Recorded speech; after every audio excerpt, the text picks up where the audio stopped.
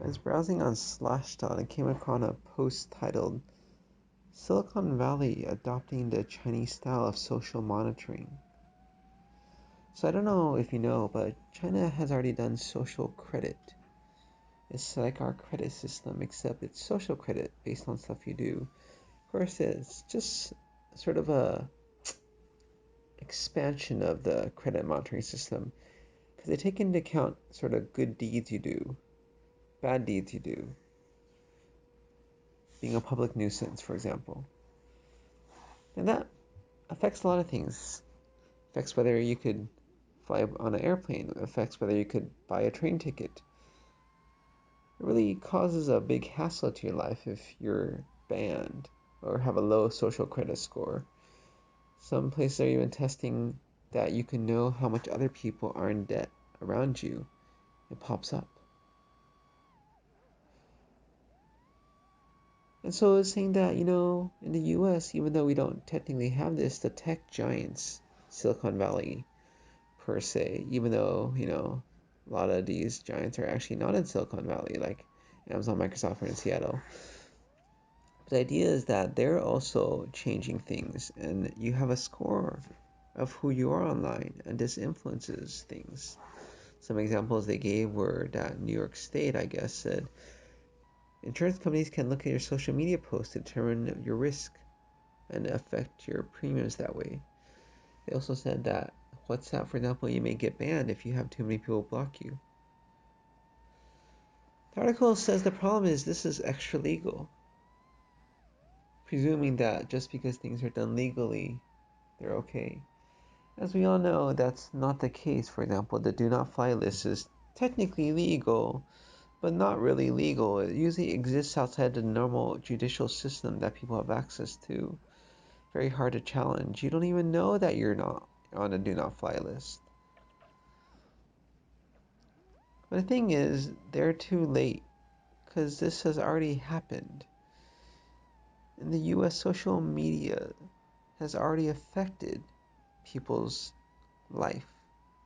So the most obvious situation, I would say, is social media lynchings when somebody gets accused of this or that, many times a sexual crime, assault, or an unwanted advance.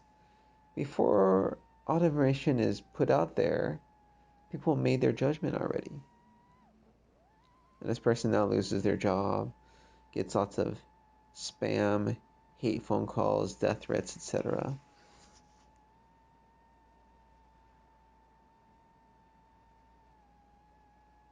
That's all without a judicial system. And nobody seems to really be saying much about that, saying it's bad. Many times a video shows up online, somebody looks bad, but you don't actually know. It may have been cut, edited in a certain way.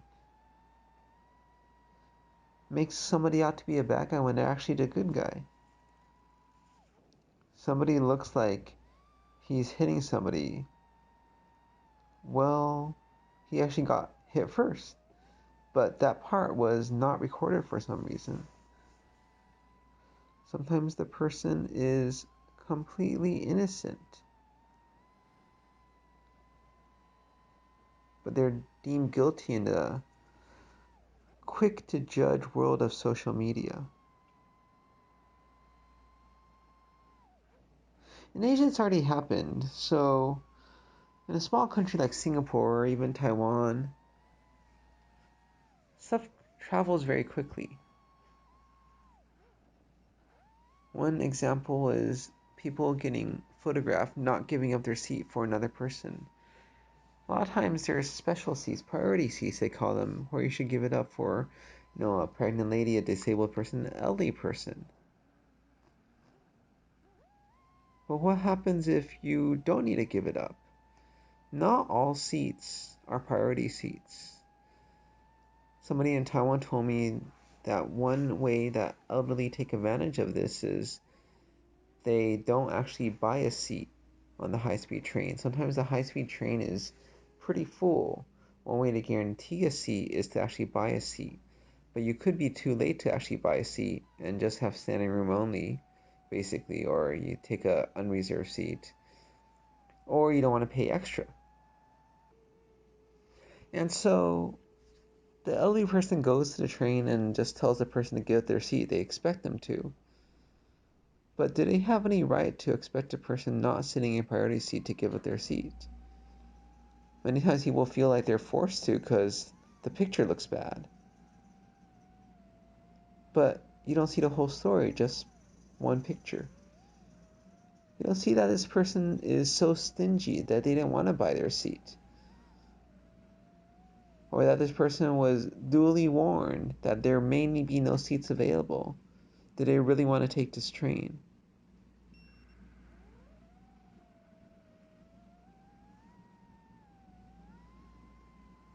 The thing is, this has always been the case, that there's an extra legal system, a social credit system. The difference now is many people who don't even know this person get in on it, on the abuse. And the other thing is, now you could judge people who you've never met from afar. See, in the past you could hear about gossip, this or that, but it doesn't really matter until you meet this person. You don't really care who it is. But now many people seem to take it to task to be the avenger of the wronged. Online, on social media, somewhere on the opposite side of the country, while they get to sit behind their computer, behind their phone. Isn't that the real issue?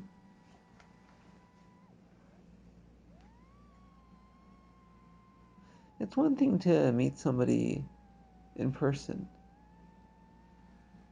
have a colleague that you interact with once a day, and make a judgment about them.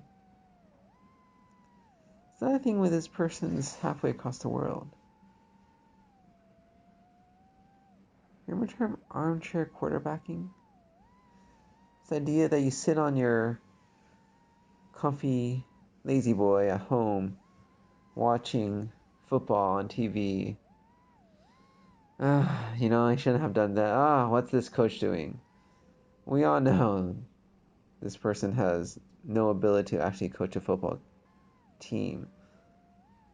They can never even make a football team. They probably never even played football in their life. They probably never ran a mile in less than 6 minutes. But they know everything and they're going to cast judgment. And so that's something that is common in sports. People saying, I could do better.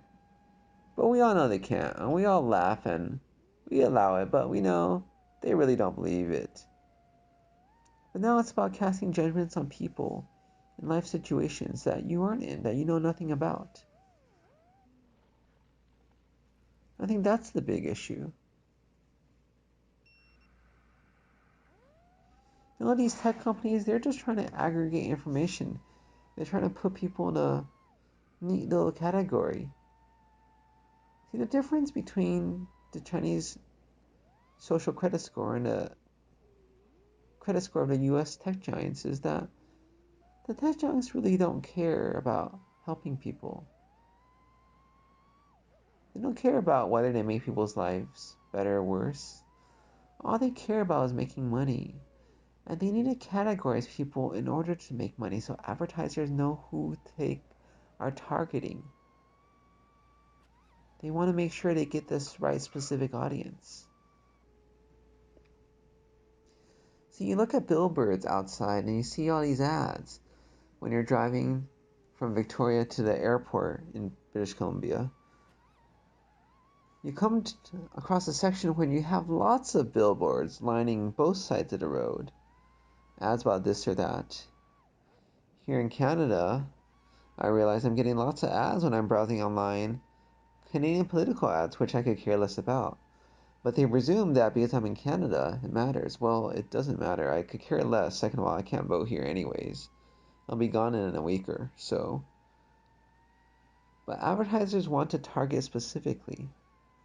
It makes more sense, right? Instead of casting, you know, your fishing line into the ocean, trying to catch a type of fish that doesn't exist in this place, or may exist at very low quantities, don't you want to cast it somewhere where it's easy to catch fish? When I was in Tofino just last week, there's a kid, two kids, who were fishing. They had these, fake lures, these sparkling little fishies, and then they cast it in, and I thought, what are they gonna do? And then someone said, "Hey, he caught it!" And lo and behold, his rod was jerking, and yes, he caught a little fish, a perch. A little bit later, his brother caught one. Were they just lucky? Are they expert fishermen? I'm pretty sure not. They're like 5 and 3 years old, but they're just in the right place. And that's the thing advertisers want to do. They want to target an audience. They want to know who they're reaching, so they could first of all tailor their advertisement. Second of all, they could put it at the most likely group to bite.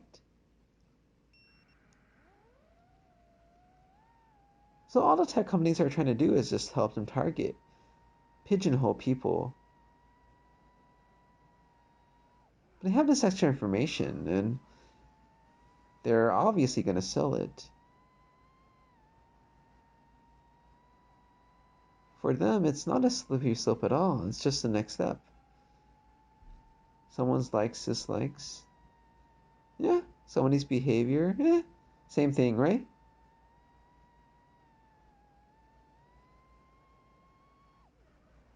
But the issue is it says extra legal. It's not monitored by the judicial system, by laws. But I think the article's author doesn't understand the point. The future is not regulated by laws.